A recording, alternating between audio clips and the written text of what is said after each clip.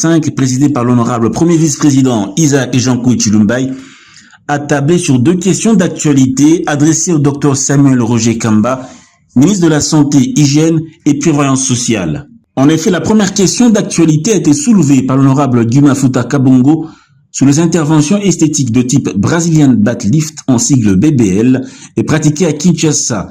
Et la seconde porte sur la recrudescence et la gravité de l'épidémie de choléra en République démocratique du Congo, initiée par l'honorable Landi Yakutikala Senga. Honorable membre du bureau de l'Assemblée nationale, honorable député, chers collègues, conformément aux dispositions des articles 100 et 138 de la Constitution, nous avons en date du 12 novembre dernier adressé la question d'actualité à l'endroit du ministre de la Santé, Hygiène et Prévoyance sociale, dont la teneur ci-après. Depuis ce temps, il est observé un foisonnement d'interventions chirurgicales et esthétiques, notamment celle dite Brazilian Butt Lift, BBL en sigle, dans plusieurs cliniques, centres médicaux et boutiques dites médicales de la ville de Kinshasa sous le regard inactif de l'autorité, frisant ainsi une acceptation tacite. Entamant son propos par la problématique de la chirurgie esthétique BBL, le ministre de la Santé a indiqué que les cliniques qui procèdent à des interventions esthétiques et plastiques à Kinshasa, comme sur l'ensemble du territoire national, ne relèvent pas du cadre légal du secteur de la santé en RDC. Elles sont toutes illégales et n'appartiennent pas à la médecine reconnue dans le pays. Selon lui, ces structures opèrent avec du personnel non qualifié, utilisent des produits dangereux et pratiquent des injections présentant des graves risques sanitaires.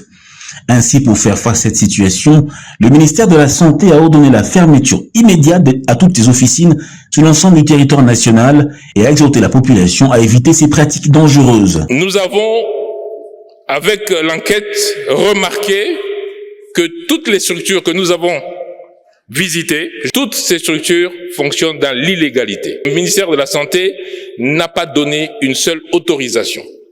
Donc tout cela, ce sont des officines clandestines qui relèvent donc en fait de la société en termes de pouvoir public, que ce soit l'intérieur, que ce soit la santé et que ce soit les services sociaux, parce que la plupart, pour ne pas dire toutes, sont illégales. Ce n'est pas des structures de médecine légalisées par le ministère de la Santé, donc nous ne pouvons même pas parler de plateaux techniques qu'ils doivent avoir, parce que tout simplement, nous ne pouvons pas autoriser cela.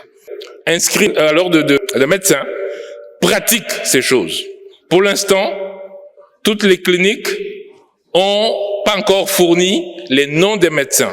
Et rassurez-vous, tous seront punis du fait de l'exercice illégal de la médecine. Comme j'ai dit, la médecine est régulée, l'exercice doit être régulé. Abordant ensuite la problématique liée à la propagation du choléra, ce dernier a relevé que malgré les projets nationaux et internationaux, ainsi que les efforts déployés pour prévenir cette épidémie et améliorer la prise en charge, les résultats restent encore insuffisants. Il a toutefois confirmé que l'autorité publique lutte contre le choléra depuis plus de 50 ans, sans laisser en marge d'autres épidémies, notamment le mpox et la rougeole. Pour y faire face, le gouvernement s'est fortement impliqué pour renverser la tendance, ajoute-t-il. À ce propos, les cas de contamination, notamment à Kinshasa, ont considérablement diminué.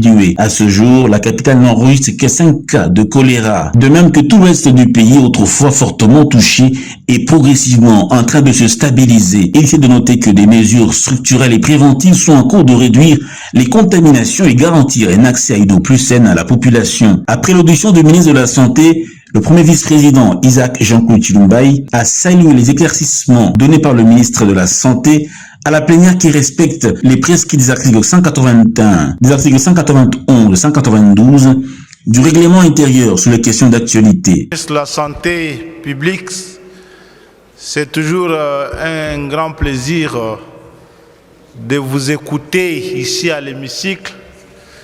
Souvent, c'est avec des réponses chirurgicales que vous captivez cette souveraine assemblée. Le règlement nous l'impose, notre règlement. Il n'y aura plus de débat pour ces 2 questions qui ont été posées ici. Vous occupez de ces priorités que vous venez d'évoquer ici. La plénière s'est clôturée par une note de satisfaction sur l'ensemble des différentes questions abordées sous le contrôle parlementaire.